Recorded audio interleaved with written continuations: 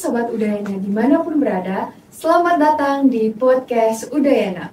Bersama saya Serdakot Nabila Kartika. Demi mewujudkan ketahanan pangan, pemerintah telah mencanangkan berbagai program seperti makan bergizi gratis, luas tambah tanam, dan serap gabah petani. Lalu, apa peran TNI di wilayah dalam mendukung program tersebut? Kita akan bahas bersama dengan Dandim 1610 Klungkung, Letkol Infanteri Armen SAG MTR Han. Selamat pagi, Komandan. Selamat pagi. Bagaimana kabarnya, Komandan? Baik. Terima kasih, Komandan, karena telah menyempatkan waktunya untuk hadir di podcast bersama kami. Ya, Komandan bisa jelaskan bagaimana kondisi wilayah Kodim, khususnya Kodim Klungkung secara umum? Ya, terima kasih. Sebelum saya menjelaskan tentang situasi dan kondisi wilayah Kodim 1610 Klungkung,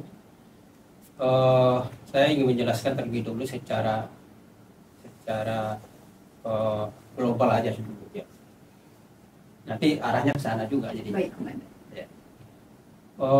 Tugas pokok TNI itu kan yang pertama itu adalah menegakkan kedaulatan bangsa,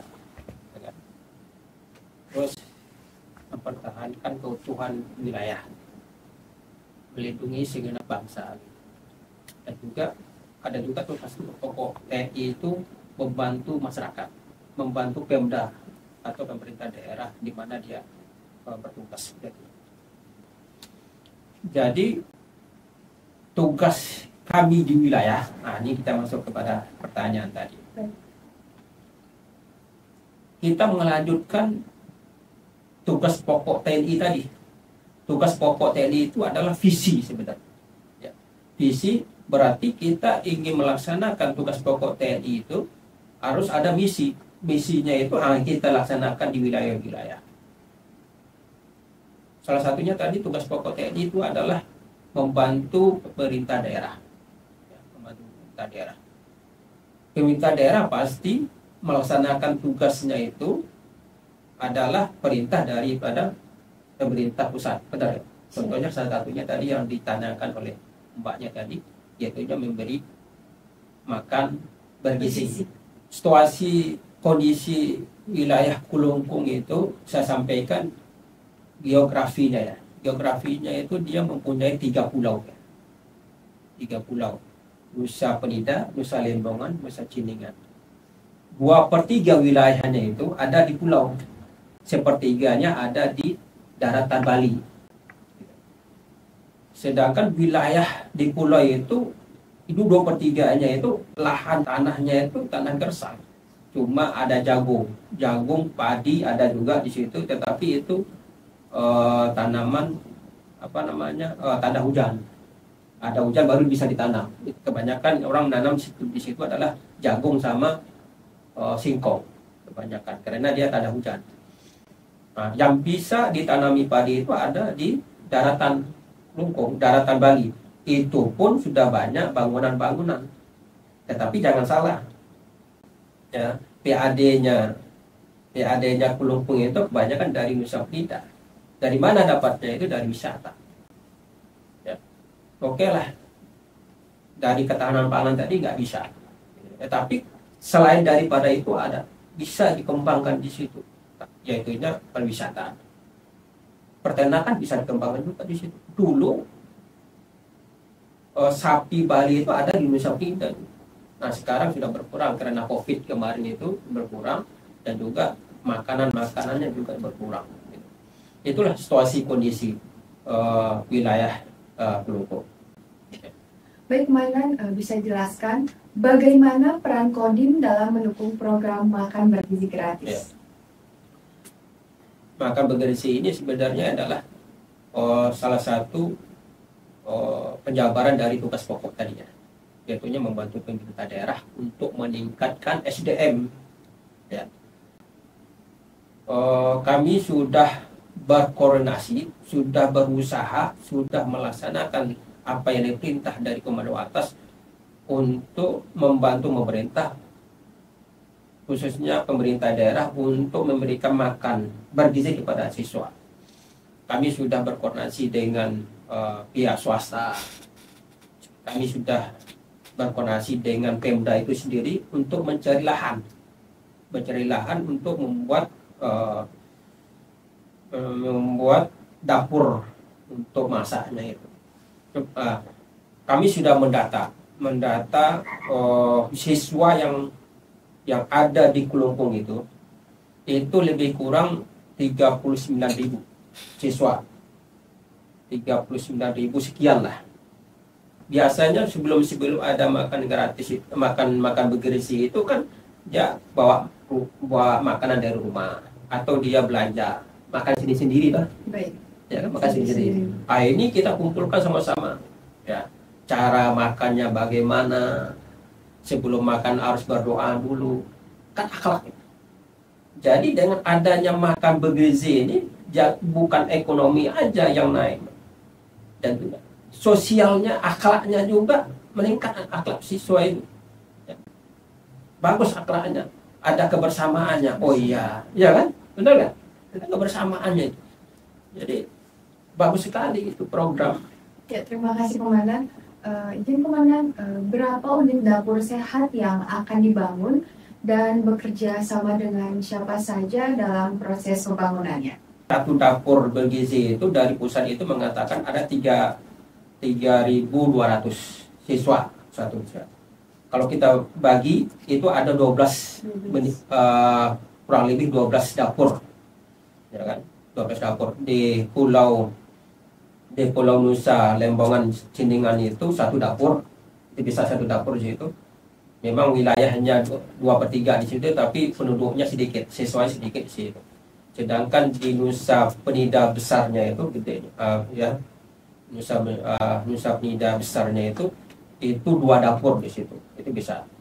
Sedangkan di daratnya ini karena penduduknya banyak, itu bisa 9 dapur di situ. Ya, 9 dapur. Ini kerjasama sudah ditunjuk oleh pusat langsung. Kalau lahannya baru kita koordinasi, baik itu sama Pemda menggunakan lahannya Pemda atau lahannya tanahnya negara, kami menggunakan itu. Kalau tidak ada, kami berkoordinasi dengan swasta. Swasta nanti ada nggak lahannya, ya kan? Mau nggak dia membangun? Kalau dia membangun, berapa sewanya? Nanti dia berbicara langsung sama rekan itu, sama pusat, bukan ke kami lagi. Kami dapat swastanya ini swasta nih, kami laporkan ke pusat. Pusat nanti langsung pusat itu koordinasi dengan swasta ini. Setelah pelaksanaan nanti baru kami awasi. Kalau masalah-masalah uang kami nggak ngurus itu. Ya itu dari pusat langsung gitu. Bagi itu uang untuk logistiknya, untuk makannya, terus untuk yang dikerja di sana kami nggak ngerti. Baik Komandan, kemudian untuk mencapai swasembada pangan, pemerintah telah mencanangkan program luas tambah tanam. Apa peran Kodim dalam mendukung program tersebut? Tadi saya menyampaikan wilayah Kelungkung itu 2/3-nya di pulau kan. Wilayahnya itu lahannya itu lahan kering, tidak ada oplah, itu nggak ada optimalisasi lahan, itu nggak bisa di Kelungkung. Di Kelungkung darat itu juga itu sudah banyak bangunan-bangunan. Kami hanya bisa memaksimalkan pengawasan, memberikan penyuluhan kepada petani-petani untuk meminta petani harus tetap semangat, ya, harus diatur tanamnya, kalau bisa biasanya 2 kali setahun, kalau bisa 3 kali setahun. Jadi kami awasi itu, dan juga ini penyerapan gabah juga ada programnya ini. Satu kilonya 6.500 ya minimal ya. Itu sudah kami awasi juga. Memang petani-petani sebelum ada kebijakan ini, Mbak, itu banyak tengkulak itu. Ya kan? Sekarang ada kebijakan, tengkulak gak berani lagi, Mbak. Ini langsung kalau Bulog yang beli. Bulog yang beli langsung dengan harga 6.500. Petani sudah terang, sudah sejahtera sekarang, Pak. Ya kan? Gitu. Baik Komandan, kemudian setiap kita membuat program pasti ada cerita. Apakah ada kendala yang dihadapi Komandan? Kendalanya itu kalau masalah ketahanan pangan jatuhnya petaninya, Pak. Mohon maaf saja, ini di Kelungkung itu petaninya itu banyak dari orang Jawa, Pak. Ya, dari orang Jawa petaninya. Nah, petaninya itu pasti dia nyewa tanah lahan orang sana, dijadikan sama dia, diolah sama dia, itu salah satunya. Jadi petani itu agak itu kendalanya. Tapi nggak jadi masalah, itu bisa kami atasi. Yang kedua, masalah irigasi, apalagi kemarin itu ada bencana alam, Pak. Nah, irigasinya itu banyak yang kena longsor. Itu nggak jadi masalah juga, nggak jadi kendala juga, sudah kami bisa atasi karena masyarakat Makarsaksanana itu sudah kami bawa untuk gotong royong, ya, untuk sama-sama. Ini itu ada kepentingan masyarakat, bukan kepentingan pribadi, ini kepentingan masyarakat, sehingga masyarakat di sana itu dengan semangat juga untuk gotong royong untuk menyelesaikan permasalahan. Baik Komandan, lalu bagaimana upaya Kodim, khususnya Kodim Kelungkung, dalam menghadapi kendala tersebut? Seluruh komponen yang ada di sana itu kita berkoordinasi, ya, untuk diajak bersama untuk bersatu. Contohnya tadi yang saya sampaikan tadi, kita koordinasi dengan Pemda, kita koordinasi dengan kepolisian, pihak kepolisian, kita koordinasi dengan swasta, kita koordinasi dengan masyarakat di sana, tokoh-tokoh agama, tokoh adat, ya. Karena masyarakat di Bali, khususnya di Kelungkung itu, kalau kita sudah membawa tokoh adat, masyarakatnya pasti kumpul, ya kan? Nah, kita koordinasi dulu, kita ajak ini tokoh adat, ayo Pak, kita sama-sama ini. Nah, nanti tokoh adatnya itu bawa masyarakatnya itu. Alhamdulillah, saya selama bertugas di Kelungkung itu tidak ada kendala itu, Mbak. Jadi orang di sana di Kelungkung itu orangnya baik-baik. Nggak perlu, kalau ada ini bencana alam itu nggak perlu pakai surat, telepon aja, Pak. Telepon langsung datang itu, ya kan? Jadi on call terus dia teleponnya itu, apalagi BPBD-nya itu. Selalu kalau ada kendala-kendala BPBD saya telepon itu. Kalak ini ada kejadian nih, Kalak itu langsung memerintahkan anggotanya untuk membantu kendala-kendala tersebut. Baik, terkait program pemerintah lainnya yaitu Serap Gabah Petani, bagaimana Kodim mendukung kelancaran pelaksanaannya? Seperti yang saya sampaikan tadi, Serap Gabah pada Kapotan itu sudah menyampaikan kepada petani-petaninya bahwa ada program dari pemerintah untuk menyerap gabah oleh Bulog langsung dengan harga 6.500 ya, per kilonya. Ini kami sudah komunikasi juga sama kadis-kadis pertanian, kadis perdagangan, semuanya kadis-kadis itu kami selalu berkoordinasi untuk memperlancar program-program dari pemerintah. Ya baik Komandan, mungkin bisa diberitahu berapa target luas panennya Komandan? Target luas tanam di wilayah Kelungkung, program swasembada pangan padi Kabupaten Kelungkung, targetnya padi itu tahun 2025 untuk Kabupaten Kelungkung sejumlah 6.672 hektar. Luas tanamnya padi reguler 6.473 hektar, luas tanamnya PU 199 hektar. Untuk target LTT-nya Kabupaten Kelungkung bulan Maret sejumlah 445,30 hektar. Untuk pencapaian sampai dengan tanggal 23 Maret ya, 23 Maret 2025 sejumlah 313 hektar. Sisa target bulan Maret 2025 sejumlah 132,30 hektar. Sampai saat ini serapan gabah yang sudah diambil oleh Bulog langsung di Kabupaten Kelungkung di Subak Pasinggahan. Subak Pasinggahan itu di Kecamatan Dawan.